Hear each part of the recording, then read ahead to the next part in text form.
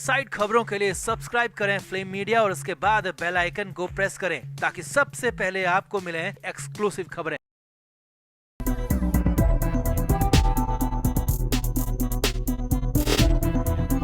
बॉलीवुड में अपनी किस्मत आजमाने कितने ही एक्टर और एक्ट्रेस बाहर से आते हैं।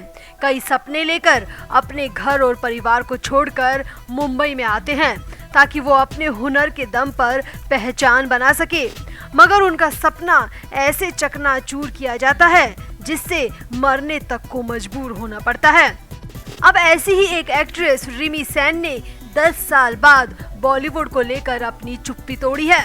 रिमी सेन ने अपने साथ हुए सारे अत्याचार और साजिशों का खुलासा भी कर दिया। रिमी ने साथ की एक्ट्रेस कैसे उनसे जलती थी ये तक बता दिया।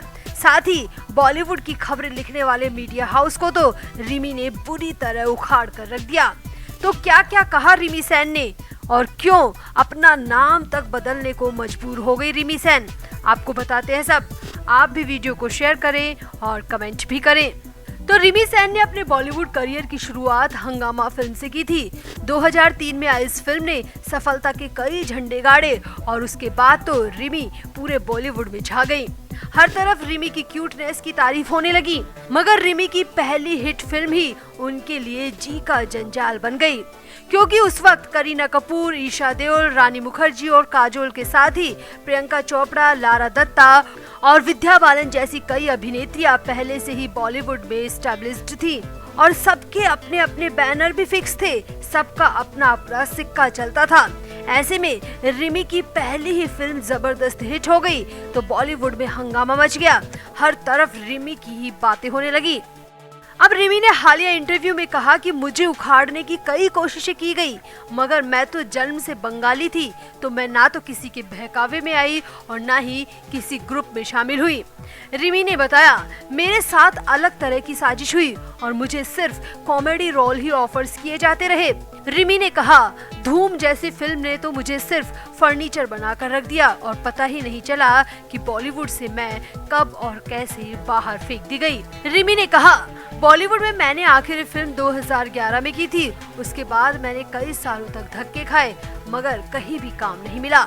I was thrown away. Rimi ने आगे कहा, बॉलीवुड खानदानों के लिए और नेपो स्टार्स के लिए सबसे अच्छा हथियार है उनके अपने पाले हुए मीडिया हाउसेस, जिनके जरिए वो किसी भी कलाकार का जीवन आसानी से बर्बाद कर सकते हैं। रिमी ने कहा, मीडिया ने मेरे बारे में उस वक्त बेहद गंदा लिखा, या कहें उनसे जानबूझकर गंदा लिखवाया गया, जैसे कि मैं फिल्मों का सजावटी सामान हूँ, पुराना फर्नीचर हूँ, यहाँ तक कि मुझे कॉमेडी फिल्मों की कठपुतली तक कह दिया गया। रिमी ने बताया कि आज भी मैं उस दौर के बारे में सोच कर घबरा जाती हूँ। रिमी की माने तो वो बॉलीवुड से बाहर तो निकल गई, मगर उनको अपनी प्रतिभा पर पूरा भरोसा था। इसीलिए रिमी ने खुद फिल्म बनाने का फैसला किया और रिमी ने अपना नाम बदलकर फिल्म बनाने का फैसला किया। रिमी ने साल 2016 में अपना नाम सुमित्रा बदल लिया और फिर इसी नाम से अपना प्रोडक्शन हाउस भी खोला और अपनी पहली ही film Budhia Singh born to run film बनाई, जो कि सफल ही नहीं रही बल्कि इंटरनेशनल लेवल पर भी इस फिल्म को अच्छी खासी तारीफें मिली। बॉलीवुड में नेपोटिज्म को लेकर एक्ट्रेस ने कहा, जाहिर तौर पर यहाँ सबकी पसंद नेपो किड्स ही होते हैं। उन्हें कुछ करना नहीं होता, उनके लिए बिना कहे सारी सेटिंग हो जाती है और हम जैसे आउटसाइडर कार के टायर घिसते रह जाते हैं। लेकिन फिर भी मैं कहूंगी कि नेपो स्टार्स को अगर असल में टक्कर देनी है तो हार मत मानो, जैसे मैंने मान ली। मुझे भी हार नहीं माननी थी, मुझे भी टिके रहना था। अब बॉलीवुड में वापसी को लेकर रिमी ने कहा, मैं बहुत निराश हो चुकी थी और मैं हार मान चुकी थी, लेकिन अब OTT के अस्तित्व में आने के बाद से कुछ बेहतर होने की उम्मीद है। आजकल थिएटर का दौर जा चुका है, OTT का दौर है, तो हम जैसे आर्टिस्ट के लिए कई मौके हैं।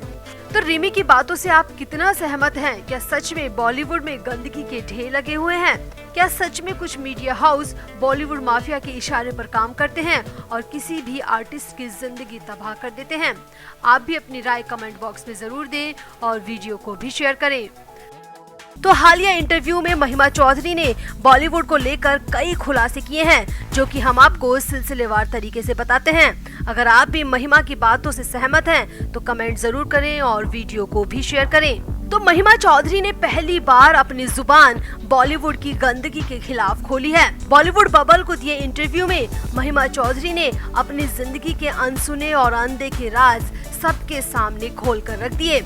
महिमा ने तो यहाँ तक कह दिया कि आपकी सफलता ही आपके दुश्मनों की लिस्ट को तैयार करती है। आपको बता दें, जब महिमा फिल्मी दुनिया में आई थी तो उस वक्त करिश्मा कपूर, काजोल, माधुरी दीक्षित जैसी हीरोइनों का बोलबाला था और ऐसे में अचानक महिमा चौधरी की परदेस फिल्म की सफलता ने सबको पीछे छोड़ दिया था।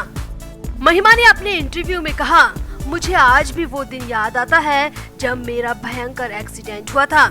हैरानी इस बात की है कि उस एक्सीडेंट ने सिर्फ मेरा चेहरा खराब कर दिया, जबकि मेरे पूरे शरीर पर एक खरोच तक नहीं आई और मेरे चेहरे पर 40 से ज्यादा कांच के टुकड़े आकर चुभ गए। महिमा ने कहा कि मेरा करियर तो उसी दिन खत्म हो चुका था। मेरा चेहरा पूरी तरह बर्बाद हो चुका था। सर्जरी पर सर्जरी, डॉक्टर पर डॉक्टर और अस्पताल बदलते हुए मेरा चेहरा पूरी तरह डरावना हो चुका था। मीडिया में मुझे उस वक्त स्कैरी फेस तक कहा गया, जो कि मेरे दर्द को दोगुना करने के लिए काफी था। महिमा बताती है कि आज भी मैं उस एक्सीडेंट को याद करके सिहर जाती हूँ। मुझे समझ नहीं आता कि भगवान को मेरे चेहरे से परेशानी थी या फिर धरती के इंसानों को।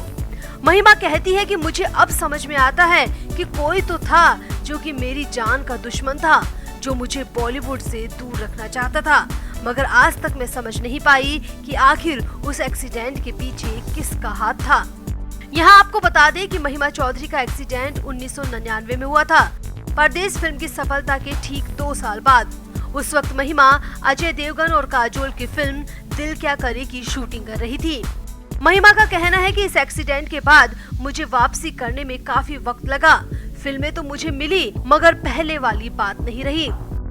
महिमा ने आगे कहा, मुझे ऐसा लगता है कि किसी ने जानबूझकर मेरे साथ ये सब कुछ किया। मैं तो अपनी सारी उम्मीदें छोड़ चुकी थी। जिस चेहरे से मुझे बहुत मोहब्बत थी, उस चेहरे को मैंने महीनों तक कांच में नहीं देखा, क्योंकि वो कांच के टुकड़े मुझे बहुत दर्द देते थे। महिमा का कहना है कि वो तो मेरा परिवार मेरा सपोर्ट बनकर खड़ा रहा, वरना पता नहीं मैं अपनी जिंदगी के साथ क्या हश्र कर बैठती। महिमा ने यहाँ पर एक और हैरानी भरी बात कही। महिमा ने बताया कि उस एक्सीडेंट के बाद अजय देवगन ने मेरी मदद करनी चाहिए, तो बॉलीवुड वालों ने जबरन मेरे और अजय देवगन की अफेयर की खबरें फैला दी और मीडिया में मुझे और अजय देवगन को लेकर काफी गंदा लिखा गया, जबकि उस वक्त अजय देवगन की नई शादी हुई थी। महिमा कहती है कि बॉलीवुड वालों की इन बातों ने मेरे दर्द को दोगुना कर दिया और मैं कई महीनों तक अपने घर से बाहर ही नहीं निकली। वैसे महिमा की बातों में दम तो है। क्यों कभी एक्सीडेंट किसी नेपो स्टार का नहीं होता? क्यों कभी डिप्रेशन किसी फिल्मी खानदान के सितारों का नहीं होता? क्यों पंखे पर हमेशा आउटसाइडर ही लटकते हैं? कभी बॉलीवुड या परिवार का कोई भी व्यक्ति पंखे पर क्यों नहीं लटकता? बात तो सोचने वाली है, क्योंकि महिमा भी आउटसाइडर थी और हो सकता है कि वो एक्सीडेंट भी एक सोची समझी साजिश हो। तो आपको क्या लगता है, क्या महिमा के साथ ये सब कुछ साजिश के तहत हुआ या फिर ये सिर्फ एक इत्तेफाक था? आप भी अपनी राय कमेंट बॉक्स में जरूर दें और वीडियो को भी शेयर करें।